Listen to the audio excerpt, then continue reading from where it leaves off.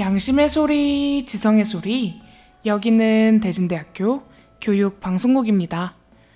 본 방송국에서는 아침 방송을 아침 9시부터 9시 30분까지, 정오 방송을 낮 12시부터 12시 45분까지, 저녁 방송을 오후 5시 30분부터 6시까지 하루 총 105분간 송출하고 있습니다.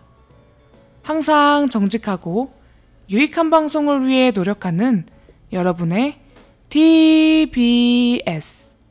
지금부터 9월 18일 화요일 정오 방송을 시작하겠습니다.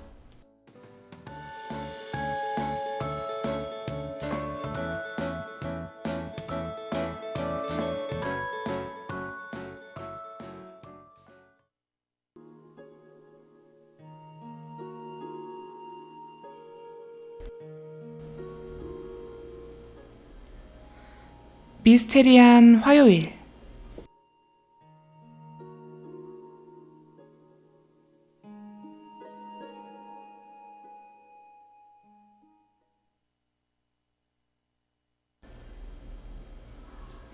학우 여러분 안녕하세요.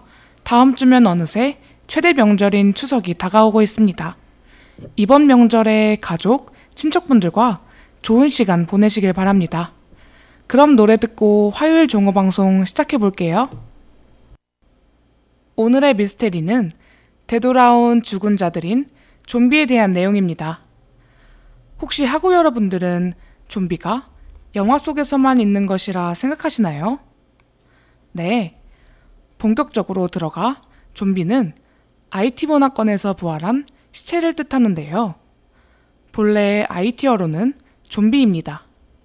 좀비의 존재는 IT를 비롯한 여러 나라가 믿는 부두교에서 유래하였습니다.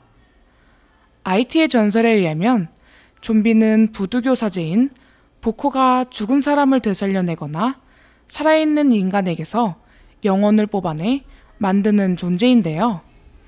좀비는 이성을 잃고 보커의 명령만을 무조건적으로 따르게 됩니다.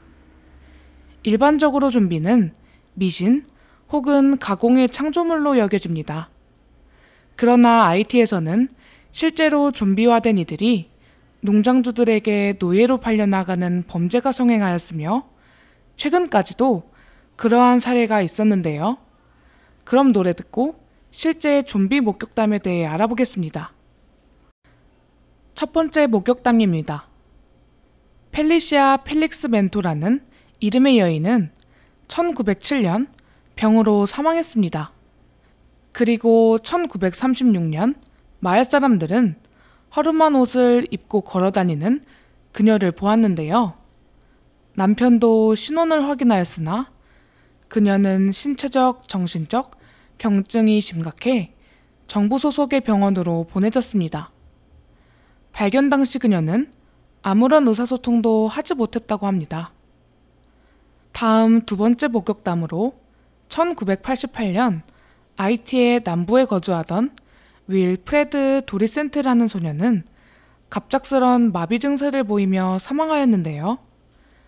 그러나 1989년 9월 친구 하나가 인근 마을에서 배회하는 그를 알아보았죠. 그리고 부두교 주술사였던 그의 삼촌은 재판에 회부되어 무기징역을 선고받았습니다. 윌프레드는 심한 뇌손상을 입은 채로 발견됩니다. IT인들에게 주술을 부려 좀비를 만드는 보커는 두려움의 존재였습니다. 그러나 하버드 대학의 민속식물자 웨이드 데이비스는 연구 결과 색다른 주장을 내세우는데요. 그럼 노래 듣고 알아보겠습니다. 연구 결과 그는 보커가 주술이 아닌 약물을 이용해 멀쩡한 사람을 가사생투로 만들어 좀비로 부린다는 주장을 하는데요. IT의 좀비에 대해 연구한 민속식물학자 웨이드 데이비스는 보코가 사용하는 좀비 파우더의 주성분은 보거의 독과 같은 데트로도톡신으로 인간을 가사생투로 만들어 뇌에 손상을 일으켜 자발적인 생각을 할 수 없게 만들 수 있다고 합니다. 사람이 가사생태에 있다가 깨어나는 모습이 마치 부활하는 장면처럼 보이는 것이죠.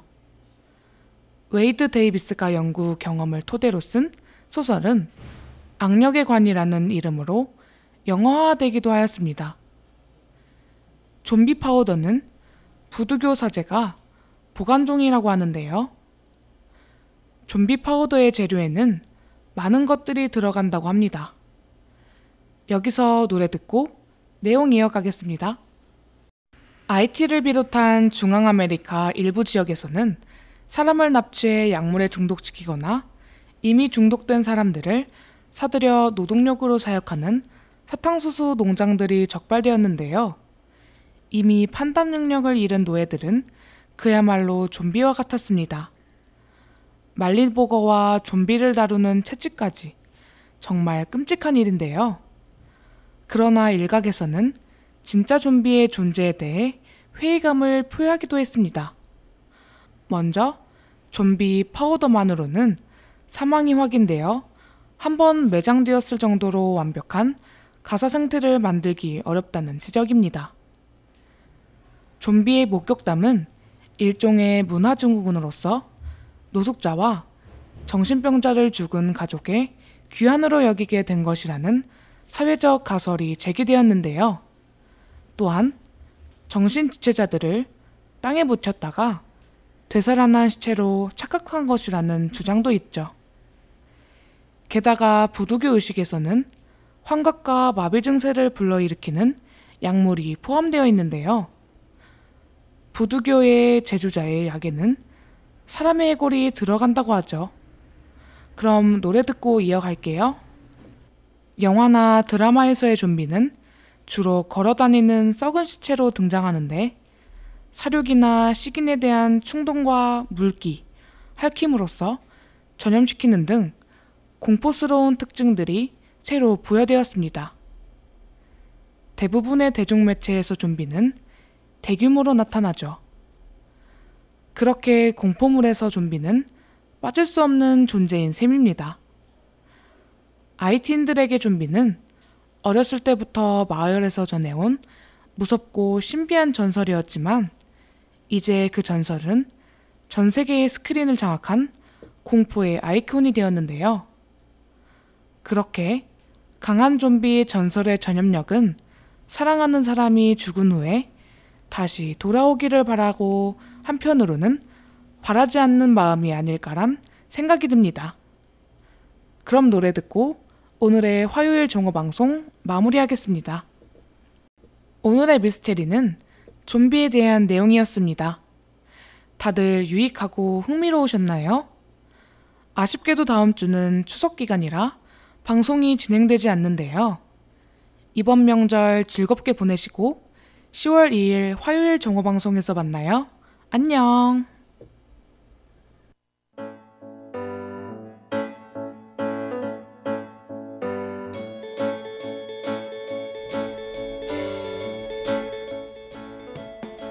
지금까지 제작 아나운서의 안현지, 기술의 신윤수였습니다. 양심의 소리, 지성의 소리, 여기는 대진대학교 교육방송국입니다. TBS